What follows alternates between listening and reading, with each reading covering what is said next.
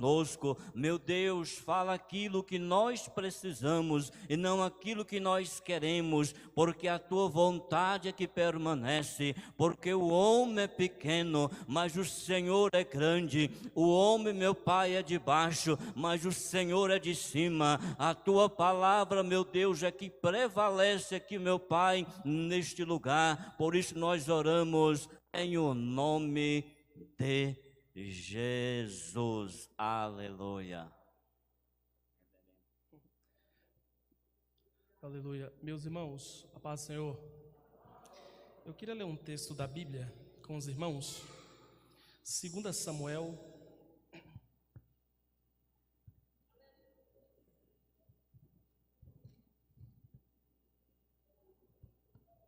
Segunda Samuel, capítulo de número 5, o versículo de número 16. 2 Samuel, capítulo de número 5, o versículo de número 16. Parece até que eu errei o texto, né? Parece que eu errei o versículo, mas não é isso não, é isso mesmo. Tá bom? 2 Samuel, capítulo de número 5, o versículo de número 16. Eu penso que esse é um bom texto que vai nos ensinar e abordarmos de uma perspectiva bíblica o tema da campanha às quintas-feiras aqui, tá bom? Por falar em campanha, Deus abençoe aos amigos, companheiros mesmo, né?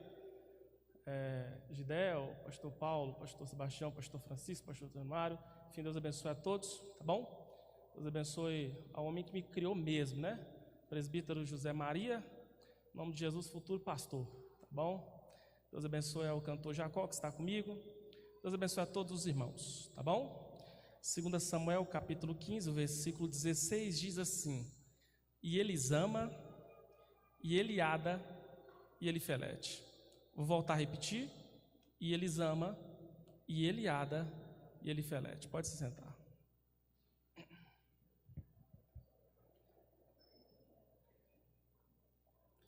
Irmãos, nós vamos perceber que a Bíblia é carregada de culturas, e sem sombra de dúvidas, das culturas que nela prevalecem, a cultura judaica é que se sobressai. É normal, basicamente, nós observarmos que muitos homens, quando queriam enaltecer o nome de Deus, o que eles faziam? Eles simplesmente colocavam nomes dos seus filhos que enalteciam a grandeza de Deus. Davi, que segundo Atos capítulo 13, versículo de número 22, foi chamado de um homem segundo o coração de Deus. E aqui eu preciso dizer, por que é que ele foi chamado disso? Não era por causa do seu pecado e logo pela sua capacidade de humilhar. Davi foi chamado um homem segundo o coração de Deus, pois ele executou a vontade de Deus para a nação de Israel, dando-lhe uma bandeira, dando-lhe uma sede e, consequentemente, dando identidade à nação de Israel. Davi, ele a partir de agora tem filhas em Jerusalém, e tendo filhas em Jerusalém, o texto vai dizer, no verso 16, que ele vai chamar as meninas de Elisama, de Eliada e de Elifelete. A pergunta é: qual é o significado desses nomes? Resposta: Elisama, e Deus ouve. Eliada, Deus conhece.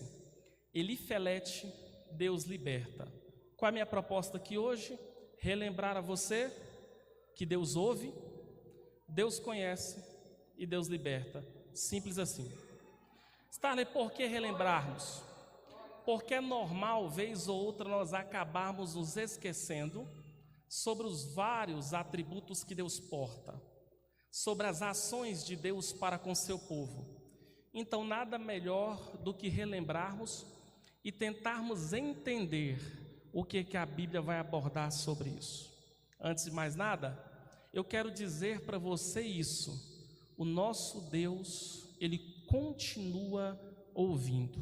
A bem da verdade, toda vez que nós dobramos o joelho e nós clamamos ao Senhor, buscamos a face do Senhor, nosso desejo é um só: de que Deus nos ouça e, consequentemente, responda às nossas orações.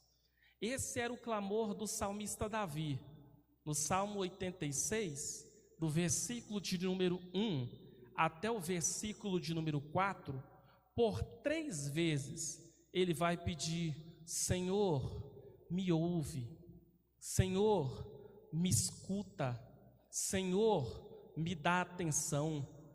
Como 150 salmos da Bíblia vão ser divididas em 3 partes, na terceira parte compõe-se o Salmo 86 e vai ser o único dos salmos que Davi vai trocar o nome de Deus. Ele não vai chamá-lo mais de Elohim, ele vai chamar de Adonai, o soberano, o Senhor. Esse é um princípio muito interessante para quem quer ser ouvido por Deus. Ser ouvido por Deus é entender que quando eu prostro minha oração a Ele, eu não primeiro devo falar de mim, devo falar das minhas necessidades, devo falar das minhas vontades.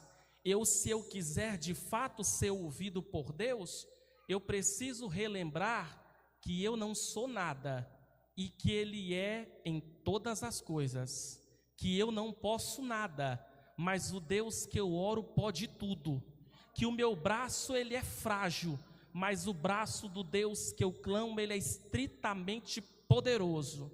Oração não é nada mais e nada menos do que um descer no pó perante a presença de Deus, e é uma coisa bem lógica, ao mesmo tempo bem interessante de se relembrar, a ideia de quê? De que Deus tem prazer em ver um homem, em ver uma mulher, em ver um adolescente, e ver um jovem lá de cima, olhando para baixo, e esse mesmo ser humano dizer: Senhor, a porta eu não posso abrir, mas Tu tens a chave que abre todas as portas. Portanto, não se esqueça do que eu vou lhe dizer, uma frase que eu já disse sobre esse púlpito. Um certo doutor em teologia chegou a afirmar que quando o homem trabalha, de fato o homem trabalha, mas quando o homem planta o seu joelho no chão e ora, aí quem trabalha é o Deus que é todo poderoso. Portanto, não se esqueça, você não pode se esquecer disso. Oração é fazer igual as miríades fazem em todo o livro de Apocalipse. Toda honra, toda glória, todo louvor, toda força, toda sabedoria estão diante do Cordeiro de Deus, que comprou de volta para Deus toda língua, toda tribo e toda nação. O nome disso é humilhação, e a Bíblia nos faz uma promessa, que aquele que se humilhar perante Deus, sem sombra de dúvidas, no tempo oportuno ficará de pé diante dos homens, não por causa da sua força, mas é por causa de uma força que provém diretamente do trono de Deus. A grande questão é que nós temos dificuldades em entendermos isso, mas a grande lembrança que a Bíblia nos mostra é que Deus ouve. Se você relembrar a história de Abraão, quando ele recebe de Deus uma promessa, nós vamos perceber que Agar simplesmente vai ser convocada a fazer algo dentro do qual de fato Deus não se agradou. A pergunta é: por que é que Sara, no ato de ansiedade, resolve pegar uma das suas escravas e entregar ao seu marido? Era justamente isso que pregava o Código de Talião, ou o Código de Hammurabi. A expressão dura lex sed lex, a lei é dura, mas é lei, dizia que caso a mulher não pudesse simplesmente fornecer a luz, automaticamente ela tinha o direito de pegar uma das suas empregadas. Pastor Paulo, ela copiando o Código de Hammurabi perante o Deus que nós servimos. Qual foi a consequência disso? Os irmãos vão se lembrar, de fato Sara vai expulsar Agar, e a Bíblia vai dizer em Gênesis capítulo 21, que ela, quanto Ismael, vão começar andando errante no deserto de Beceba. De fato, quando ela sai da casa, Abraão vai lhe dar pão e Abraão vai lhe dar água. Ela e o filho vão atravessar o deserto. E é nesse processo de atravessarem o deserto, foi faltando pão e foi acabando-se a água. Quando acabou-se a água, a Bíblia diz que Agar vai pegar o seu filho, vai colocar um determinado local, e a Bíblia diz que ela andou justamente a um tiro de arco de flecha, uma medida de 100 a 150 metros. E a pergunta é, por que é que ela simplesmente colocou seu filho ali? Ela mesma declara, dizendo que colocou ele ali para não ver a morte do seu próprio filho. Essa era a situação que nós temos. Uma mãe desprezada pelos homens. Uma mãe simplesmente que tinha proporcionado nojo perante os seus homens. Perante simplesmente a família que ela estava.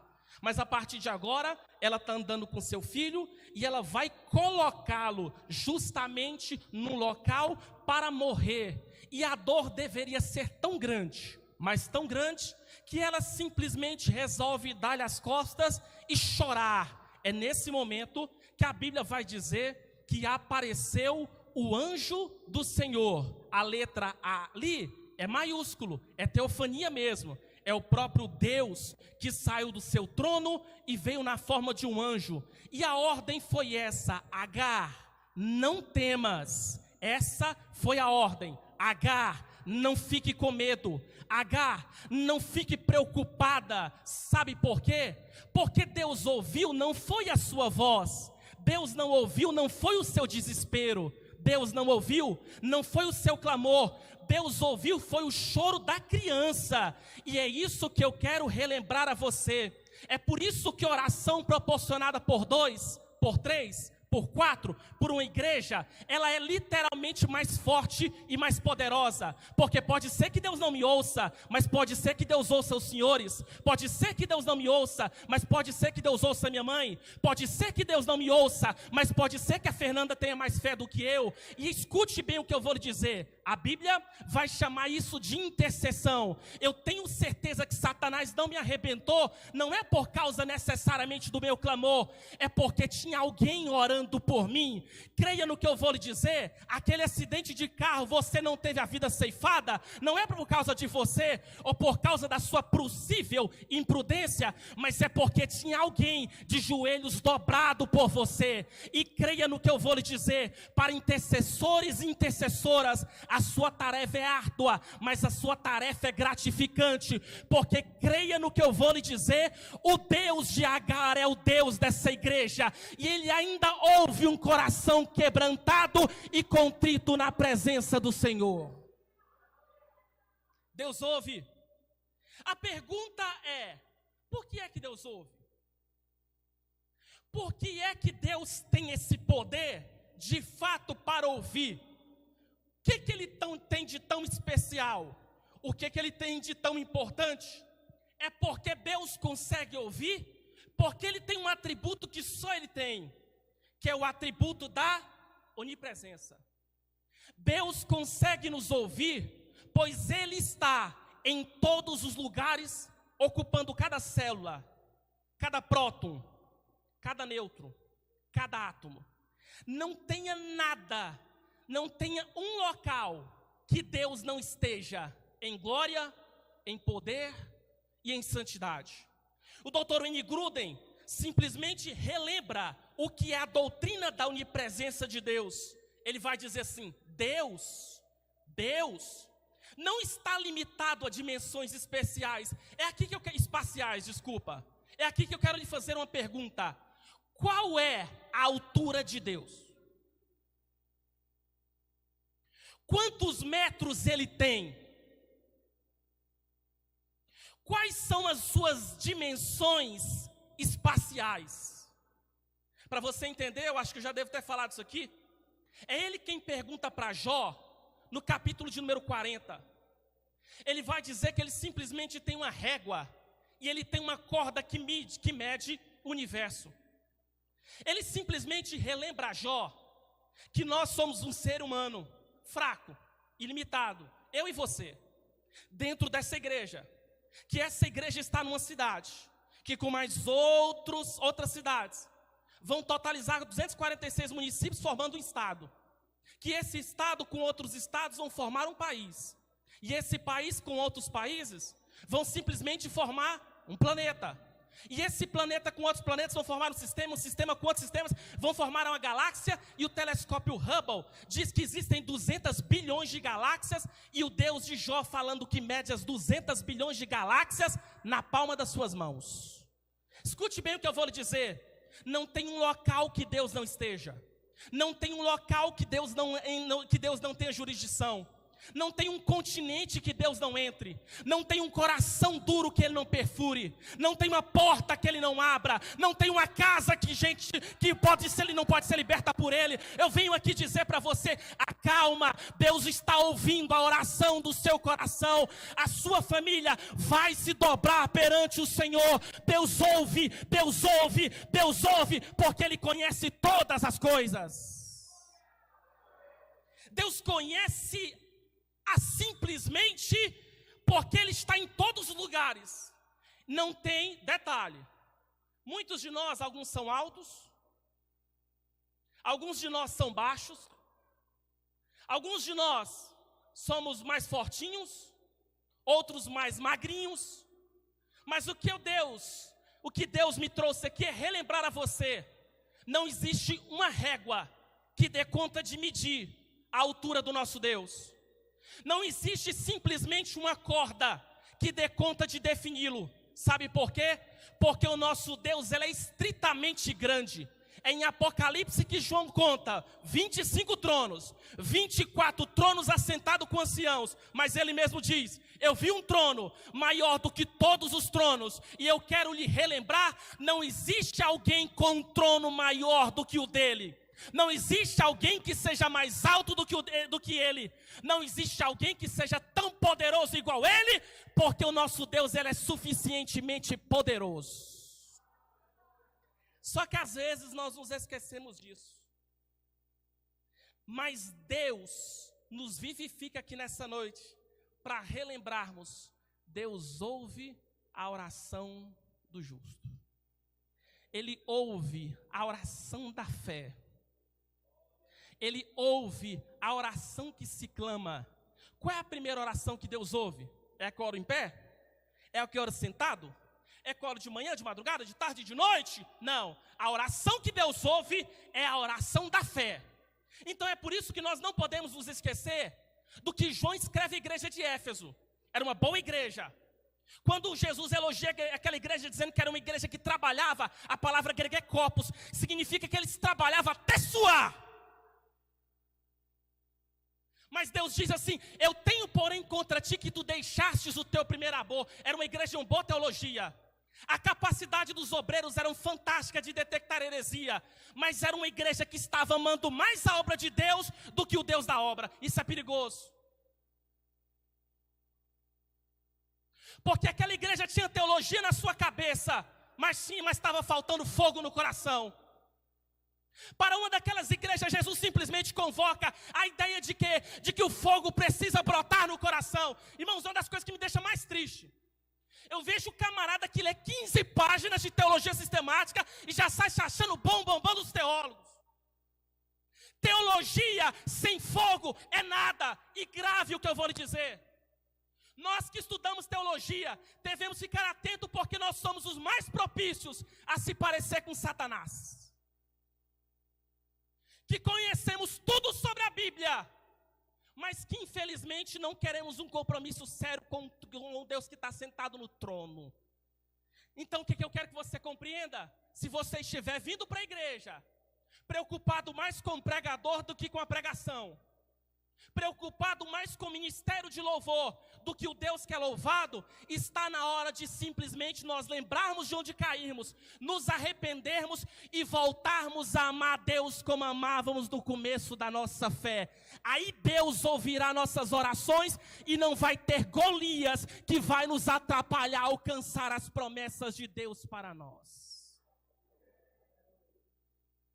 Mas ainda quero relembrar-lhe uma outra coisa. Deus conhece. Deus conhece.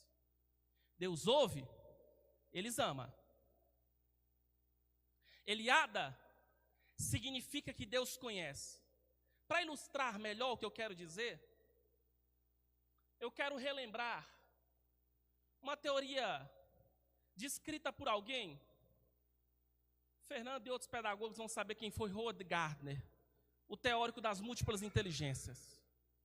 Ele vai apresentar 9 tipos de inteligências.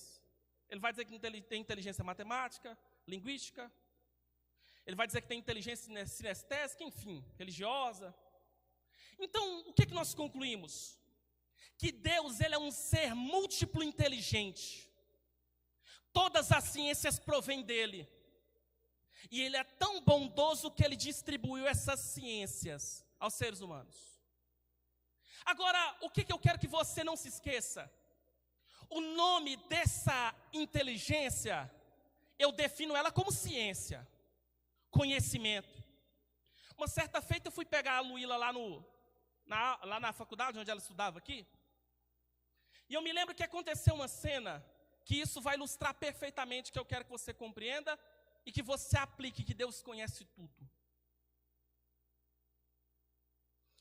Eu me lembro que eu estava esperando ela, de moto, e eu olhei para frente, e eu vi um andarilho atravessando o prédio. Onde está o pastor Elias? E muitos moram ali. E eu me lembro perfeitamente que eu vi uma moto, com um casal na moto, e eles acertaram o andarilho em cheio. A pancada foi tão grande, mas tão grande que eu vi os dois voarem da moto. Peguei o capacete, saí correndo, atravessei a perimetral. Quando eu atravessei a perimetral, eu fui chegando perto do rapaz, vi a moça gritando. Cheguei perto do rapaz, ele olhou para mim e falou assim: Starley, por favor, não me deixe eu morrer. Quando ele me chamou pelo nome, eu recuei, que eu fiquei com medo. Falei: você me conhece de onde? Ele falou assim: já te vi palestrar. E você é amigo do meu tio, pastor do nosso campo. Quando eu cheguei na moça, ela estava gritando de dor. Eu cheguei perto do andarilho. Ele estava dando seus últimos respiros. Estava saindo na hora os alunos de pedagogia, de engenharia, de direito, de administração. E a pergunta é: o que numa situação dessa a engenharia, o direito, a administração vai resolver? Nada, nada. E eu também me lembro que eu já fui ligando para o Corpo de Bombeiros, eles chegaram. Só que foi juntando aquele tanto de representante de conhecimento de ciência ao redor, e foi virando. Você sabe como é que funciona isso, né? Sabe como é que funciona isso? E estava aquele caos. Conhecimento é isso. É a capacidade de colocar ordem no caos. Isso é conhecimento. Quando pensa que não, vem chegando uma moça. Essa moça já mostrou o CRM dela e falou: eu sou médica. E ela começou a dirigir os meninos do Corpo de Bombeiros sobre o que deveria se fazer. Quando ela chegou, todo mundo saiu de perto, inclusive eu. Ela olhou para mim e falou assim: não, você não. Fica conversando com ele, não deixa ele apagar. Eu pensei: Jesus, se esse camarada morrer, eu vou me sentir culpado. E aí que ela foi, irmãos, em 15 minutos ela resolveu tudo. Enquanto ela resolveu tudo, ela chegou para mim e falou assim: olha, você o conhece? Eu falei: ele me conhece, eu não lembro dele. Com capacete, não poder tirar. Mas ela falou assim: o nariz do seu amigo nunca mais vai ser o mesmo. O andarilho não vai suportar, ele vai vir a óbito. Mas as sequelas na vida da moça serão as menores. 90 dias depois, eu fui pregar num Conexão Jovem, chamaram um rapaz para orar. E o rapaz era o rapaz do acidente. Titânio no nariz, aquela placa de titânio, aquela coisa toda. Exatamente o que a médica falou aconteceu. Por quê? Porque ela detém um tipo de conhecimento. Agora eu te pergunto, se ela sai ali no final da perimetral, o carro dela quebra, vai resolver o quê? Saber de medicina. O que eu quero que você compreenda é que para cada um Deus deu uma vertente de conhecimento. Para cada um Deus deu uma habilidade, porque o único que conhece tudo e todos é só o Deus que nós servimos. Ele conhece de línguas humanas, Ele conhece de línguas exatas, de matemática, Ele conhece de física, Ele conhece de engenharia, Ele conhece de tudo, porque só Ele conhece todas as coisas. Agora, o que eu estou querendo dizer? Ele não conhece só as ciências, Ele conhece você. Ele sabe quantos fios de cabelo a sua cabeça tem. Ele sabe quando você está pedindo para Ele, achando que está pedindo um pão, quando na verdade você está pedindo uma cobra. Ele sabe que se Ele abrir a porta, Ele sabe que se abrir a porta no tempo errado, o que essa porta vai gerar? Ela vai gerar maldição. Então creia no que eu vou lhe dizer, o milagre não aconteceu, a promessa não se cumpriu, porque ainda não é o tempo. Aguenta, suporta o processo, no tempo certo, nem Satanás, nem Lucifer, nem os teus inimigos vão acabar atrapalhando o plano. Sabe por quê? Porque os planos de Deus jamais podem ser frustrados. Então o que eu quero te relembrar? O nosso Deus, Ele conhece tudo. Ele conhece, primeiramente, diz o Dr. Wayne Grudem, Deus conhece plenamente a si mesmo. É uma pergunta que muitos alunos no seminário me fazem. Professor, será que Deus sabe que Ele tem todo esse poder? Será que Ele sabe que Ele tem toda essa glória? Resposta: Ele sabe de tudo. Ele sabe tão de tudo, que quando Ele veio na terra, Ele provou a sua capacidade de conhecer. Muitos dos irmãos vão se lembrar desse texto. Jesus, Ele vai se encontrar com um dos seus futuros discípulos, apóstolos. Só que um desses apóstolos, chamado Natanael, ele quando era pequena, narra essa história, dizendo que a sua mãe, quando Herodes ordenou a matança dos inocentes, ele simplesmente vai ser pego e vão abrir na terra, com raros orifícios para entrar oxigênio, vão pegar a criança e vão colocar debaixo da terra, embaixo de uma figueira. E à medida que a criança foi crescendo, o segredo lhe é revelado. Qual o segredo? Meu filho, você só está vivo porque eu te escondi debaixo de uma figueira. Não conte isso para ninguém, porque se qualquer soldado romano ou poder romano descobrir que você foi guardado quando Herodes ordenou a matança dos inocentes, eles vão tentar te matar achando que você era o rei e o Messias prometido. Irmãos, mais de 29 anos depois, o filho da irmã Maria, Jesus de Nazaré, entra dentro de uma sinagoga, recita o texto sagrado, recita a Torá Yehová, simplesmente dentro da sinagoga. E quando ele vê Natanael, ele simplesmente vai dizer: eis aí um verdadeiro israelita, que nele não há falsidade alguma, não há dolo algum. Ele vendo Jesus pela primeira vez, não sabendo quem Jesus era, não sabendo o poder que ele tem, não sabendo a grandeza que ele é, diz a pergunta para ele, é uma pergunta clássica, qualquer um que perguntaria: de onde é que tu me conheces? Ele vai dizer: antes de você me aparecer, eu já tinha te visto debaixo da figueira. Só quem entendeu vai entender, sabe o quê?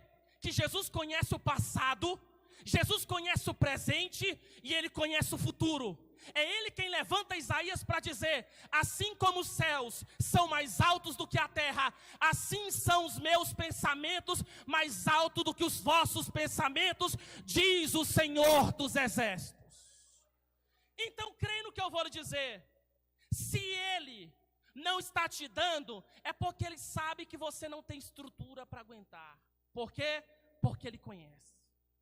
O Salmo 103 vai dizer assim: Ele conhece a nossa estrutura e Ele sabe que somos pó. Quantas coisas, quantas portas eram para mim ter entrado, quantas vezes era para me ter feito uma coisa e não dava certo, eu batia na porta, ela não abria, eu tentava, ela não caía no chão, e eu hoje entendo, era Deus por me conhecer que estava me protegendo do perigo. Quantas vezes eu fui conversar com o nosso presidente, faz isso, ele está ali, calma, desespera não, fica tranquilo, no tempo certo, Deus vai te entregar a calma. E é isso que eu venho dizer para alguém aqui nessa noite, calma, Deus ele tem o controle da história da sua vida, acalma, as coisas vão dar certo, confia em Deus, porque os que confiam no Senhor serão como os montes de Sião, que não se abalam, mas permanecem firmes para sempre. O Salmo 20 diz, uns confiam em carros, outros confiam em cavalos, agora essa igreja não, nós vamos confiar no nome do Senhor nosso Deus.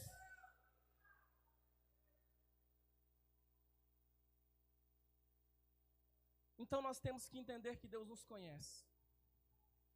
Ele conhece tudo. E eu quero apenas lhe relembrar um último atributo de Deus. Deus liberta. Deus, Ele liberta.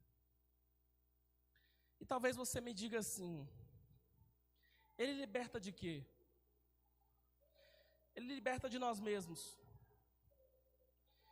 Eu tenho aprendido uma seguinte lição, ainda dando aula eu juntamente com o professor Marcos, que é professor no seminário comigo,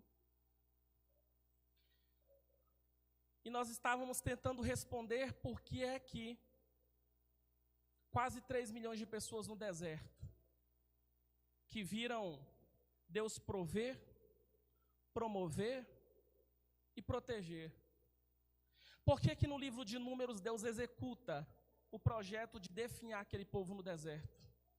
Resposta bem simples. Tem problemas que para Deus resolver, vai ter que matar uma geração e levantar outra.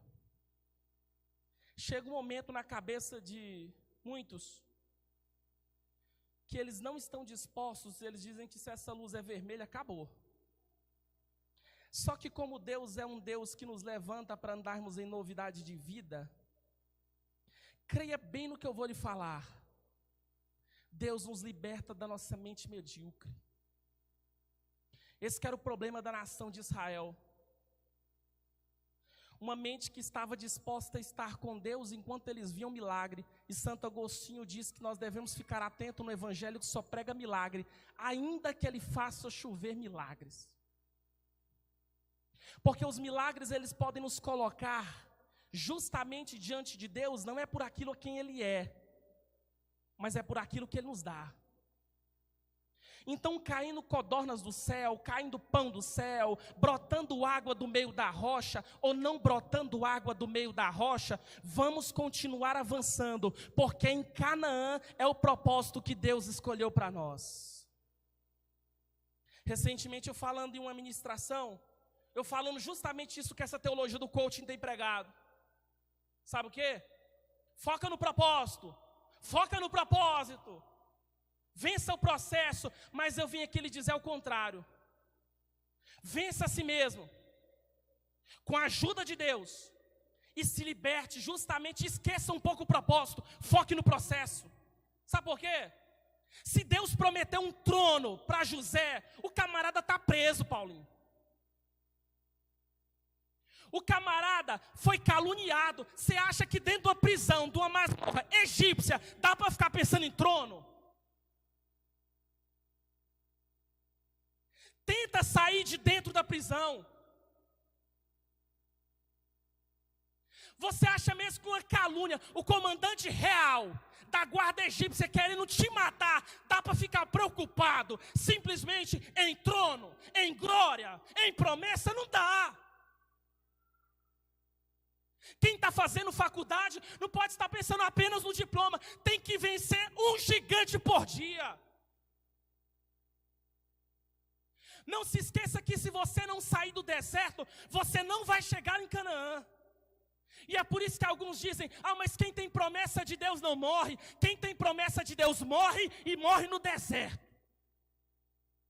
Então você está passando por uma luta, você está passando por uma batalha, permita Deus trabalhar na sua mente e te dar novas ideias. Saia de dentro da masmorra, saia do momento da calúnia, saia dos momentos das trevas, peça a Deus direção e no tempo certo o propósito de Deus irá se cumprir naturalmente, diz o Senhor dos Exércitos.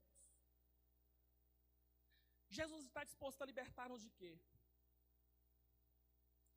Do poder do diabo, que tão de perto nos rodeia.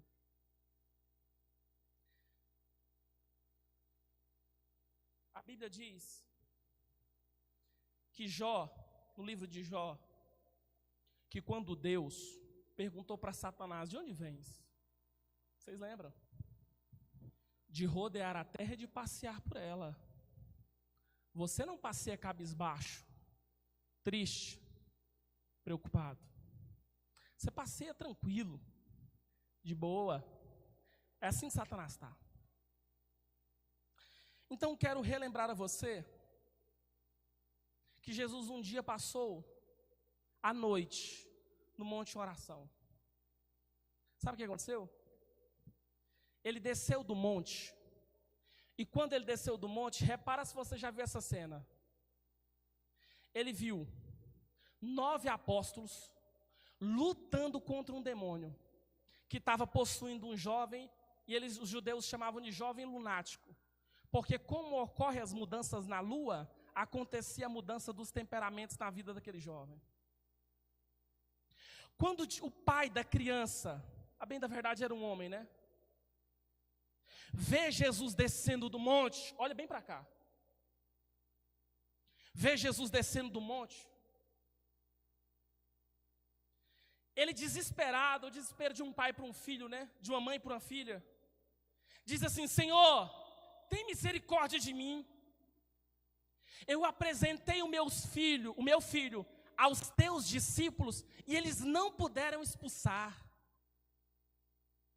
E essa expressão de puderam vem de poder mesmo.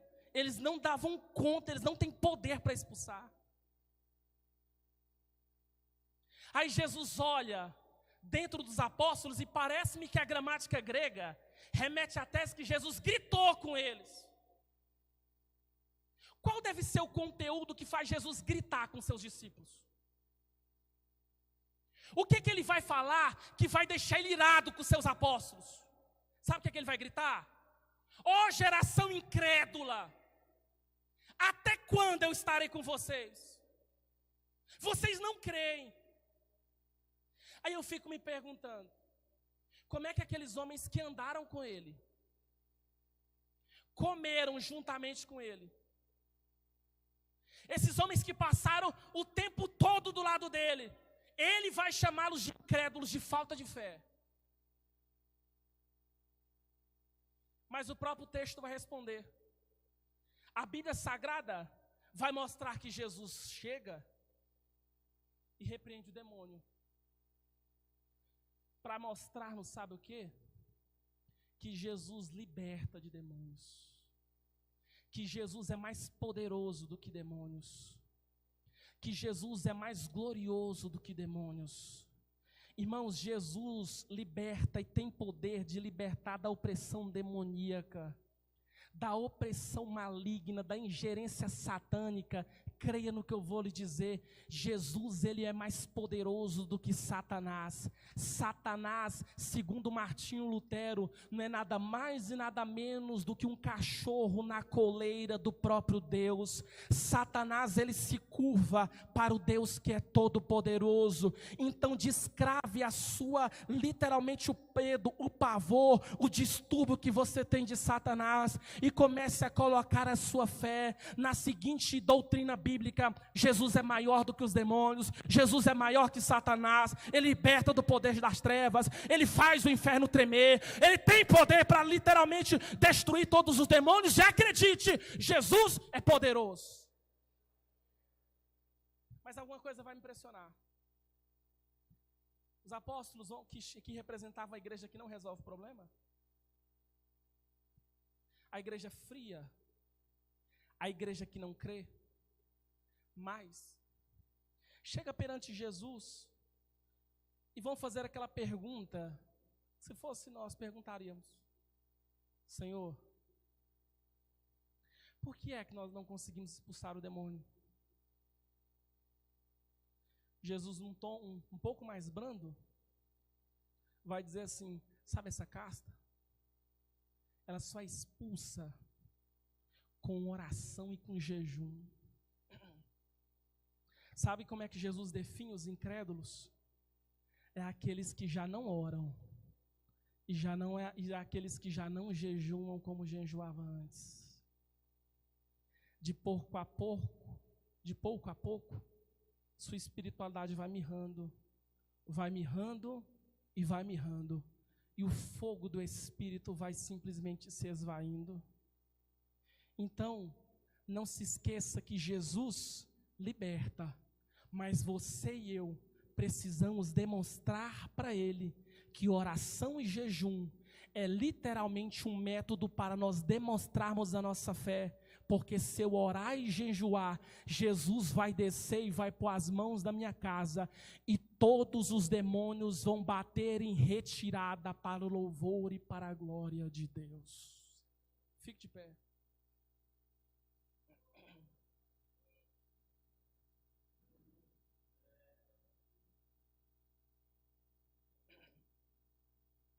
E Elisama, Deus ouve. E Eliada, Deus conhece.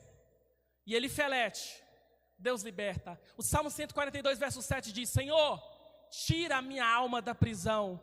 Então você não pode se esquecer de que quando você está orando, o chaveiro de Israel está ao lado do seu coração, querendo destruir todas as fortalezas de Satanás e todas as fortalezas do diabo. Você sabe o que eu tenho aprendido? Que Satanás, ele quer nos destruir, e sempre ele vai atrás de quem está na frente de obra. Eu queria mostrar para vocês, uma hora com o tempo, a quantidade de pastores que estão precisando retirar a vida. E a pergunta é: por que eles? A pergunta é: por que líderes? Porque essa turma é a turma que Satanás quer parar. Irmãos, mas em nome de Jesus, o Senhor da igreja, Satanás não vai parar a igreja, porque a base da igreja é Jesus Cristo de Nazaré da Galileia. Então a pergunta é: você veio para a igreja para olhar mais para o louvor ou para o Deus que é louvado? Você veio para a igreja olhar mais para o pregador ou para a pregação? Mais pelo mensageiro ou pela mensagem? Descrave a sua fé de pastor, descrave a sua fé de pregador, descrave a sua fé de cantor, descrave a sua fé de homens, porque homens podem e vão te decepcionar, pregador pode e vai te decepcionar, cantor pode e vai te decepcionar, pastor pode e vai te decepcionar. Crave a sua fé no próprio Deus, porque Ele jamais vai decepcionar o seu coração e a sua vida. Ele vai honrar a sua fé. Então sabe o que você está fazendo aqui? Fé. Eu acredito que enquanto eu estou pregando, o Espírito Santo está mais perto de nós do que as nossas próprias vestes. Eu acredito que o Jesus que desceu do monte é o Jesus que está aqui nessa noite através do seu Espírito Santo. E é por isso que eu quero convidar você a fazer uma oração. E antes de fazer a oração, eu quero perguntar aqui: quantos aqui são pais? Quantos aqui são pais? Quantos aqui são líderes? Quantos aqui já precisaram aconselhar alguém pelo menos uma vez na sua vida? Quantos? Quantos aqui já foram aconselhados por alguém pelo menos uma vez na sua vida? Sabe por que eu estou falando isso? O meu último lançamento de livro é sobre aconselhamento cristão. Existe uma diferença gigante de dar conselhos para aconselhamento. E creia no que eu vou lhe dizer. Tem pessoas que nos seus conselhos estão promovendo a morte e não a vida. Estão promovendo a maldição e não a bênção. Estão sucumbindo ao deitar e não promovendo o levantar. Esse foi o último lançamento do livro que eu escrevi e ele está ali. Só tem 50 deles, se eu estiver enganado. Deus abençoe sua vida. Levante suas mãos. Ó Deus, em nome de Jesus, o Senhor da igreja.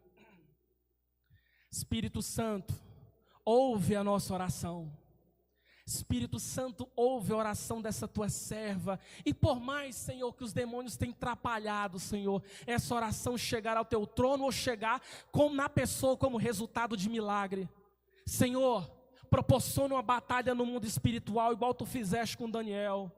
Senhor, envia os teus anjos de guerra, Senhor, para literalmente destruir toda ingerência maligna e dar força para esse homem, dar força para essa mulher, para caminhar mais um pouco, Senhor. Se cair, levanta, Senhor. Se você for destruído, reconstrói. Se cair na desesperança, proporciona fé. Se envolver com as trevas, dá a luz, Senhor.